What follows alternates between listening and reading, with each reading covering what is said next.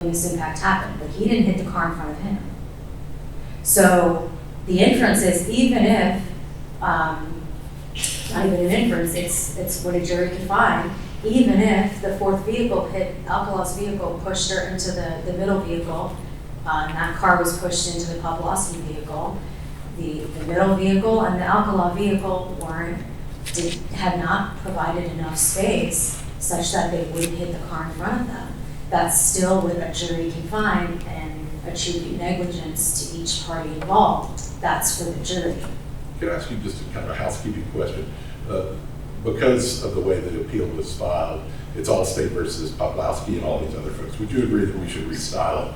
Allstate versus Schroeder as PR and Alcala, and then the other parties just fall out because they haven't participated in the appeal?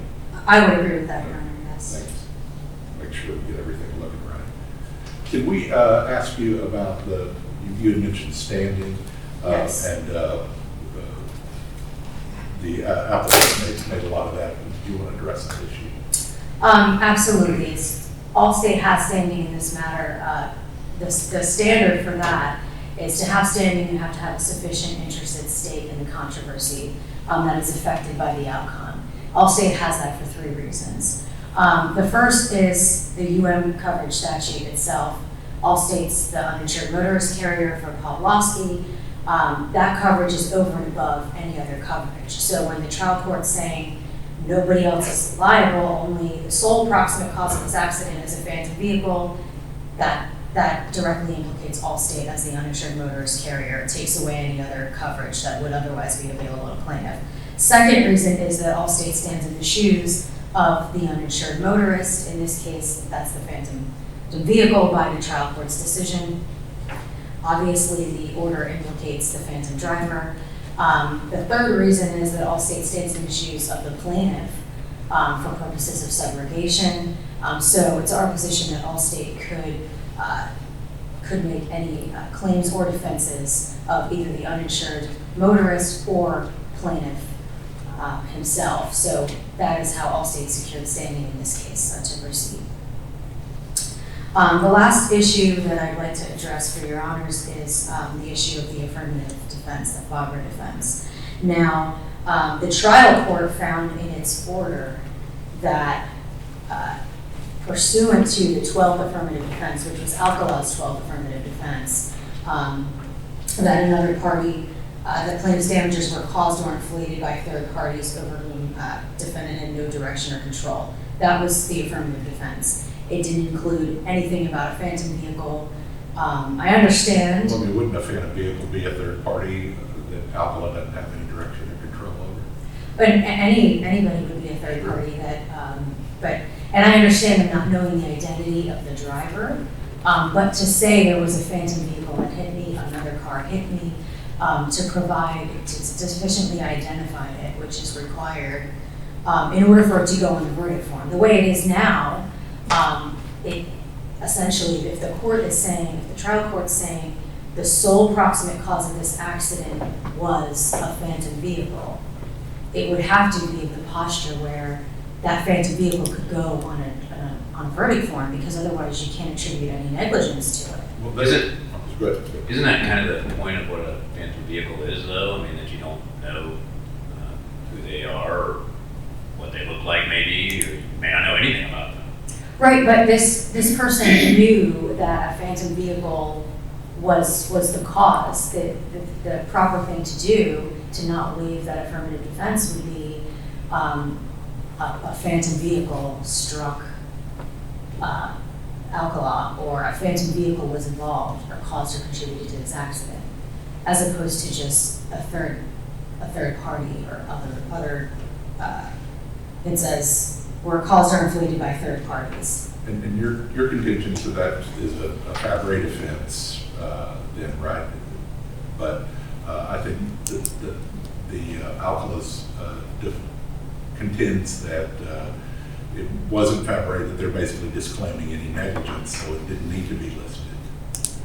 Right, but the problem with that is that the trial court relies on this affirmative defense, and the trial court blames the accident on the phantom vehicle. as opposed to saying there's no evidence of Alcala's negligence, granting some summary judgment. It's the phantom vehicle was the sole proximate cause of this accident, and then citing as alleged in the 12th affirmative defense. So the trial court based its judgment on this 12th affirmative defense. It's our position was waived because it wasn't sufficiently pled in accordance with Nash. If it couldn't have gone on a verdict form for a jury to attribute negligence to this party, how can the trial court attribute negligence to this party? That's our position. So in short, and I'm running to my rebuttal time, I believe. The trial court erred for those 3 reasons. The main reason is that it was absolutely disputed as to whether this 4th vehicle was involved, and that's an issue for the jury. And otherwise, Alcala's negligence in general was an issue for the jury, even if she overcome that presumption with this phantom vehicle. Thank you. Thanks, counsel. We'll reserve the rest of your time. Thank you.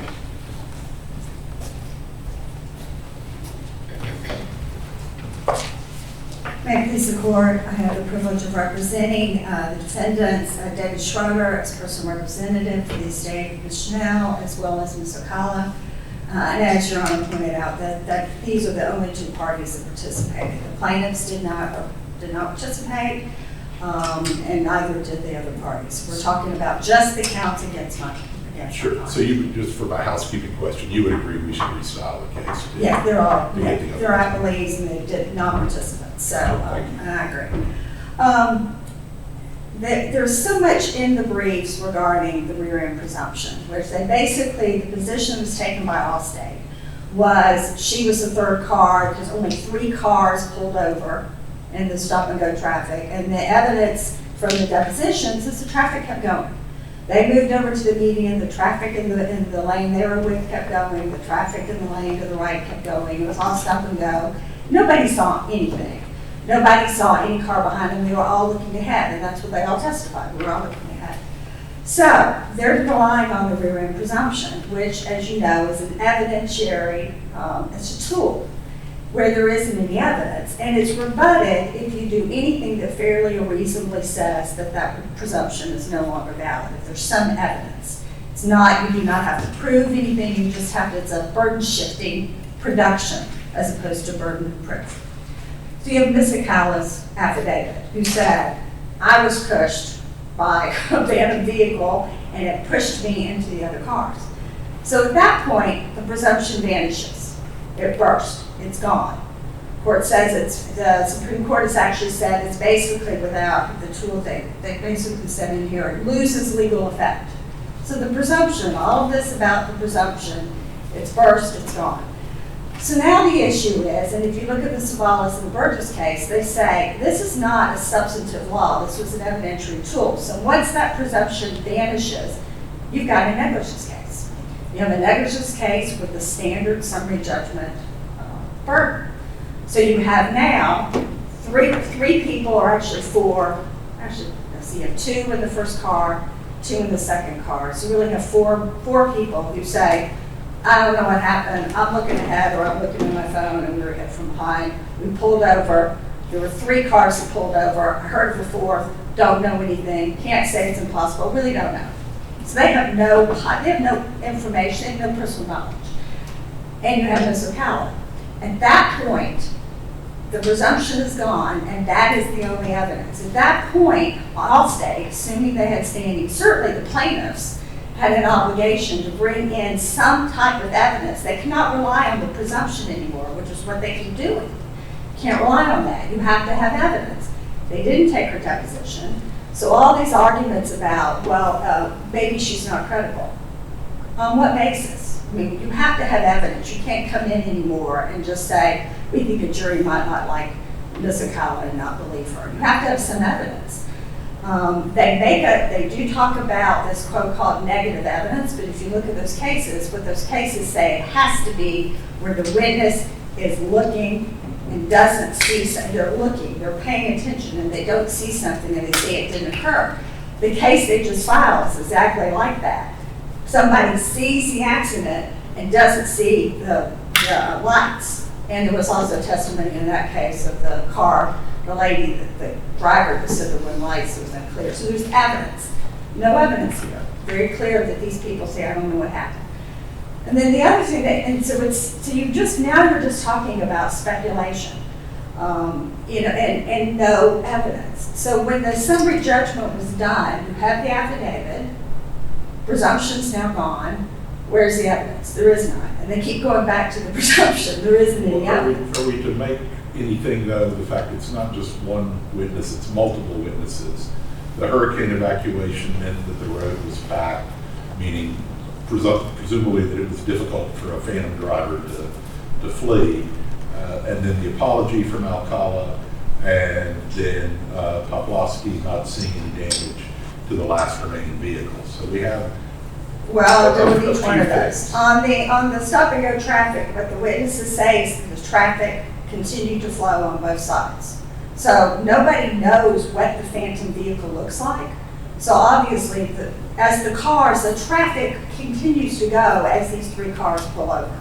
So the fact that there was actually a lot of cars makes it, to me, actually more likely. I mean, there's cars leaving, there's cars moving, it's full. Nobody knows what this car is.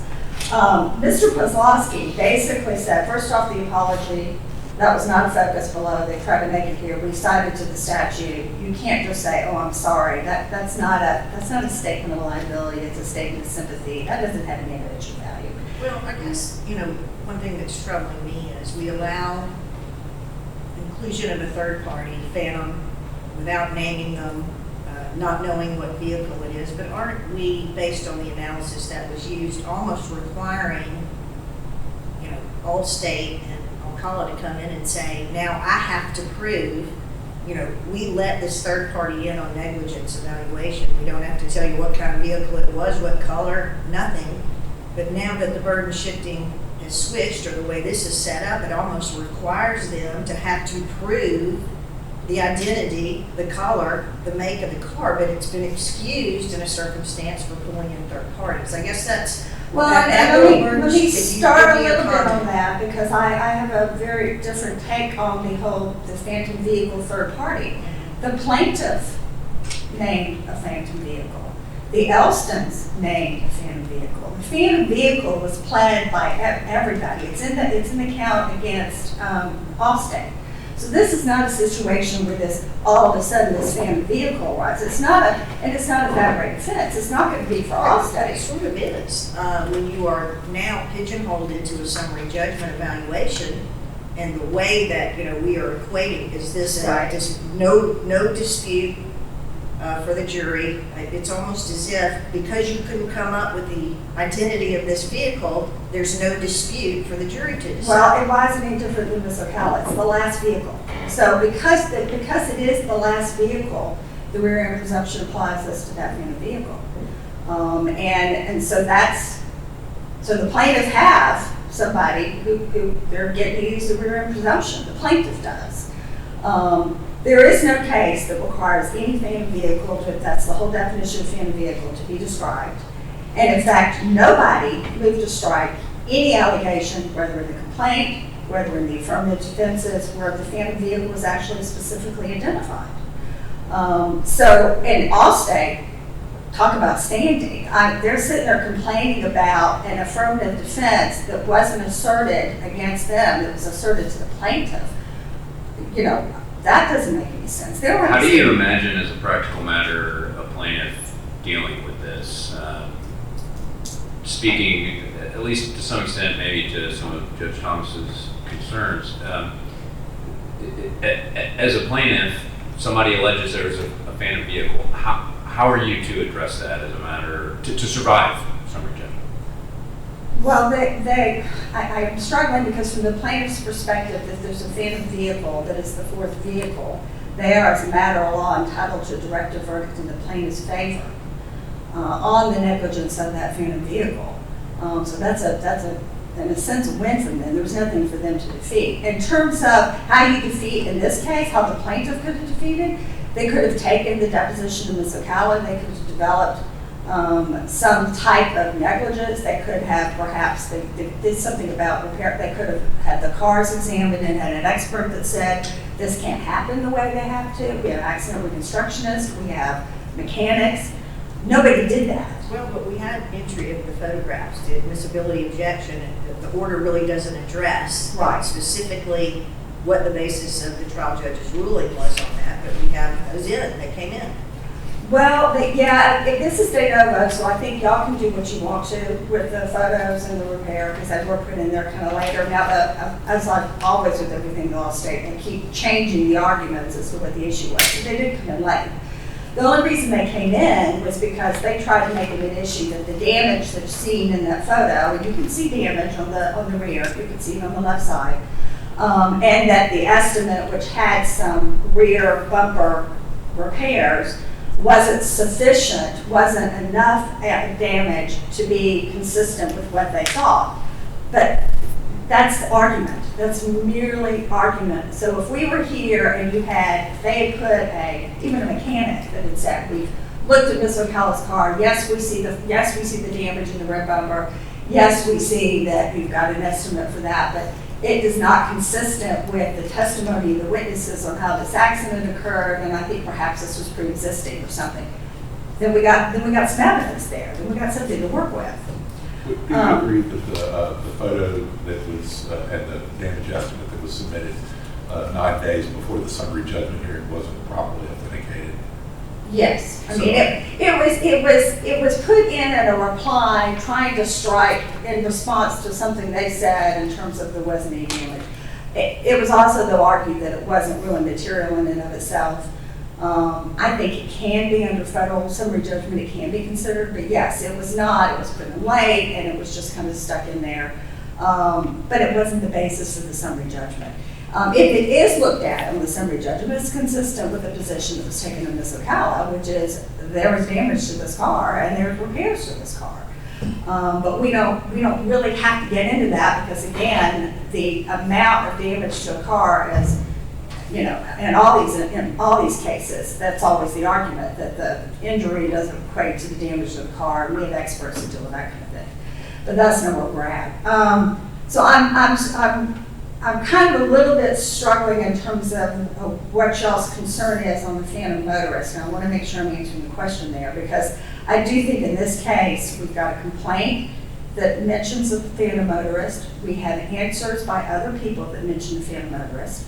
And if you assume that so it's pled. This is not something that came up and nobody moved to strike it. And Allstate can't move to strike it, can't move to strike ours. They didn't move to strike that phantom motorist allegation against them that was in the count against them because they recognized phantom motorist is a legal term. But the other issue on that in terms of summary judgment is it is their burden. It is their burden to prove negligence. That's why the rear end presumption is there. It's the plaintiff's burden to prove it. But if the defense, all the defense has to do is deny it.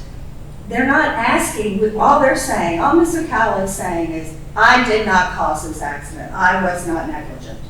And that's sufficient to say somebody else caused it. That's all she's saying is you have no claim against me. Somebody else caused this, 100%. We're not talking Fabre, we're talking about defense. So all this on the defense, I think is, one, I've got issues with the standing of Allstate talking about an affirmative defense pledge to account filed by another party. But I also think it's missing the point, which is this is not really affirmative defense. It's mentioned because the affirmative defense was pled, but it's really we're not negligent. And oh, by the way, this fourth vehicle that everybody talked about is there. I have sworn affidavit, and therefore, we're not liable. So I think the answer really is, and the Supreme Court talks about this in a lot of cases, is once the rear end presumption is gone, then it's a regular case. You as a plaintiff or as Allstate have an obligation to develop evidence, to develop testimony, to develop things by which a jury can find evidence and find facts. And they didn't do that. They kept saying that she was the third driver. Okay, that's gone. Where is your evidence? And there isn't any. nobody knows. That's why they were using the rear end presumption to begin with. They said, because they didn't know what happened. After the rear end presumption, then obviously they knew what happened. I'm almost out. I did want to mention the standing issue. It is an interesting one because there is cases out there that says basically all you need to just show some kind of an interest. All they pled was the phantom motorist, but it's an interesting, we're in an interesting procedural arena, and I did not find a single case on it, where the count, Allstate is not a party to that count. Allstate has a count that is still pending. And so they're appealing a count to which they're not a party. But if Allstate can't, if the plaintiffs can't recover from Alcala, Allstate as UM is going to have to make up that difference, right? So don't they have an economic interest? Such Well, that and they might. I mean, that's the thing. But it's when the problem is when you look at the federal cases also on summary judgment, they're basically talking about it being an adverse party. And so it's kind of hard to get in. If they're not an adverse party, then they're not really a part of that summary judgment. I think the UN makes it more complicated, and it's a separate count. And it's a separate count in which they're still pending. I will note, though, that the subrogation was not pled below. There's probably a reason it was not pled below. And so we think that the standing should be based on what was actually discussed below and pled. Thank you, Your Honor. Thank you, counsel. Bella? Thank you, Your Honors. Appreciate your time. I think in terms of the rear end presumption, we need to remember big picture, the purpose behind the rear end presumption, because it's sort of being contorted in this case. The purpose behind the rear end presumption is presumably a front driver is unable to see what's going on behind them when an accident happens. They're not paying attention to that. They're paying attention to what's going on in front of them. And that's what we have here. Irrespective of whether Alcala's the last vehicle, Alcala has a duty to the vehicle in front of her to keep enough space and obviously to not hit that vehicle. She's presumed negligent as to the vehicles in front of her, which is the Elston, the middle vehicle, and Mr. Poplowski's vehicle. And so to punish all of these witnesses who didn't see this other vehicle, didn't see what happened 3 cars behind them, 2 cars behind them, flies in the face of why that presumption is there in the first place. I think that goes to Judge Thomas's point about essentially anyone can say, the last vehicle can say, oh, what, there was a phantom vehicle that hit me, I'm not responsible, put the presumption on them, they're negligent, no one in front of me can say what I did wrong. But why can't you get an expert and a crash reconstruction expert, or even maybe take a deposition of the driver of the last vehicle that you know? Why can't you do those things? There's nothing to say that you couldn't have done those things, and I can't say why that was or wasn't done. Well, I mean, isn't that the answer to the kind of rhetorical question that you're asking about, that a phantom vehicle just is going to always sort of relieve liability by just claiming one? It could be, yes. I think in these circumstances, though, the circumstances themselves rebut it sufficiently that there is a question as to whether that vehicle was involved or not. And again, even if they were, it doesn't entitle Alcala to judgment, because if all it's doing is bursting this presumption of her negligence, it's permissible now. It's a permissible inference is what Burge says. It goes to the jury. It's for the jury. And with respect to the I didn't see evidence, if we go back to Tyus as the case from out of the Supreme Court, Florida Supreme Court, that we use, and the gist of their rule is that in the face of positive testimony, if a jury decides that the attention of the witness, whose sole testimony is negative in character, saying, I didn't see it, then that makes for the jury to decide whether was that person paying attention such that they would have seen it had it been there.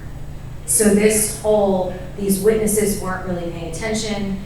Who's to say they couldn't see a car fleeing? That's for the jury. It wasn't for the trial court to take that away and say there was no phantom vehicle because you all weren't paying attention. And that's reiterated by the case that we just filed, the Baxter case as well. As lastly, I have 28 seconds, so, Actually, oh, go 28 ahead. seconds over now, but that's okay. Okay, I'm sorry. It starts counting. Oh, I'm counting up sorry. after you get 0, and the red comes on. I know it's confusing. It's not a problem. But if you'd like to sum up, you can do so. In sum, we ask that the panel reverse summary judgment in favor of Alcala and Schroeder.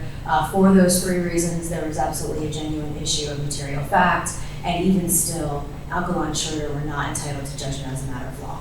Thank you. Thank you, counsel. Thank you both for the argument. We appreciate you joining us here in Frost City today. We'll keep the bench and let the council reshuffle for our next argument.